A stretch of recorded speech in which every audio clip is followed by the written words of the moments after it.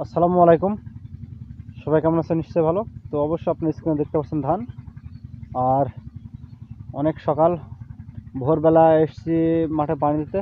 আজকে যেহেতু শুক্রবার, সময় সংকট হয়ে যাবে, কারণ সময়ের সাথে তাল মেলানো খুব কঠিন হয়ে যায় শুক্রবার দিন। তো আজকে শুধু এইভাবেই পানি দেবো, মানে দুইটা ধানে পানি দেবো। তারপর ওখানে যে ভুট্টা আছে, যে মাথা কাটা আছে, ওই ভুট্টাতে পানি দেবো। ওখানে হচ্ছে 25 কাটা ভুট্টাতে পানি দিতে হবে। দেখা যায় ধানে পানি দিতে হবে 2 বিঘাতে। এই নিয়ে দেখা যাচ্ছে 4-5 ঘন্টা মেহেন চলবে আজকে। সেই ক্ষেত্রে দেখা যাচ্ছে ধানটা পানির আগে দিয়ে নিই, তারপর দেখা যাচ্ছে ওইসবগুলো পানি দেবো পরে। তো আপনার স্ক্রিনে অবশ্যই দেখতে পাচ্ছেন ধান, এটা হচ্ছে বিধান 74।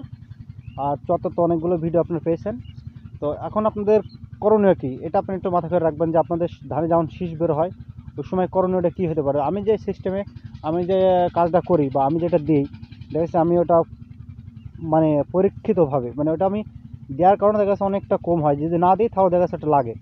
প্রথমত আপনারা যাদের যেসব ধানগুলো শীষ মানে বের হওয়ার মুখে মুখে বা বের হবে এমন অবস্থায়, দেখা যাচ্ছে যে কেবল দু একটা বের হচ্ছে বা বের হয়নি, হবে।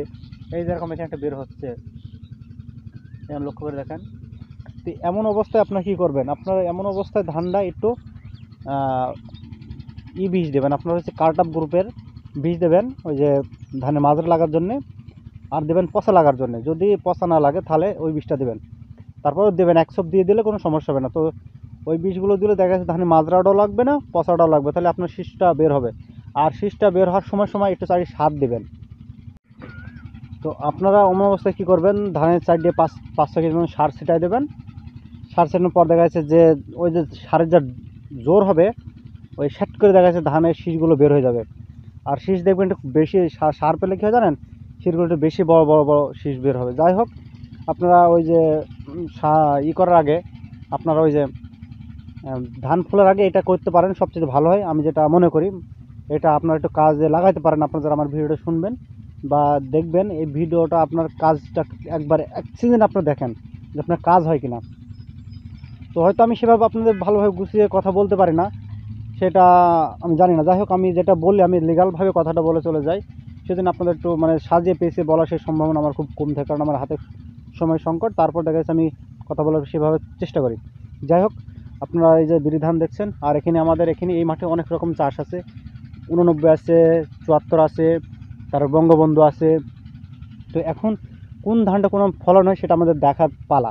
কারণ আমরা দেখা যাচ্ছে এক একজন, মানে আমাদের এখানে যারা আছে সবাই কম্পিটিশনের সাথে কাজ করে, কারণ হচ্ছে দেখা সবাই সাথে কেউ পাল্লা দেয়। মানে আমার এই ধানের সাথে ওই যে ওইখানে যার ধান আছে ওই ধানের লোক পাল্লা দেয়, কারণ তো আমার সাথে কোনোদিন পারে না। কেন পারে না? ওনারা হচ্ছে চাষ করে উনি 3টা, আর আমি চাষ করি 4টা। তাহলে আমাদের কীভাবে পারে? ধানও পারে না, কোনো চাষও পারে না। যাই হোক, উনি কিন্তু প্রচুর পরিমাণে সার দেয়, তারপরে সবার সাথে না পারে। এটা তো সারা জীবন একজনকে একভাবে যে এক স্থানে টিকে থাকবে তাও তো না। যাই হোক, আশা করি ভিডিওটা ভালো লেগেছে। ধন্যবাদ সবাইকে। তো নিয়মিত আপনারা কোন ধরনের ভিডিও পেতে চান তো আপনারা অবশ্যই আমাকে কমেন্ট করে জানাবেন। ধন্যবাদ।